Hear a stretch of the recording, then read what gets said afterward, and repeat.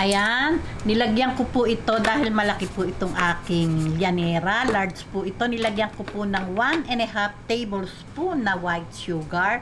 Atin lang po itong ika-caramelize. Ayan, mahina lang po yung apoy. Nasa low heat lang po. Ayan, pagka po ganito na yung pagka-golden brown, ay okay na po ito. Kasi pagka po medyo nag-dark pa, ay medyo mapait na po iyon. Ayan, ganyan lang po. Okay, atin muna pong i-beat tong 3 eggs. Lagay po natin tong ating isang latang evap milk. Then,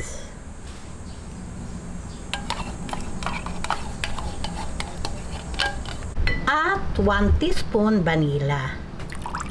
Ayan. Okay, ating lang pong i-mix lahat itong ating inilagay na ingredient hanggang maghalo na po sila. Ayan, pagka po ganitong medyo mainit na yung ating mixture ng ano ba tong ilalagay na po natin tong ating leche flan. Ayan, wag po natin titigilan ng halo hanggang sa lumapot.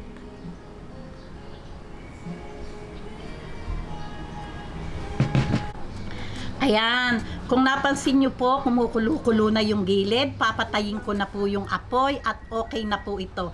Mula umpisa hanggang sa matapos, hindi ko po tinigilan ng halo. Ayan. Ayan. Basta nakita nating medyo kumukulo na siya, ay okay na po yun. Ayan, isalin po natin. Kailangan po ay mabilis.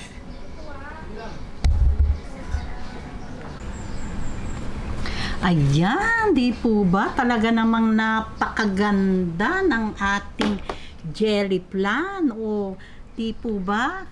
Easy lang gawin. Meron na tayong masarap na dessert.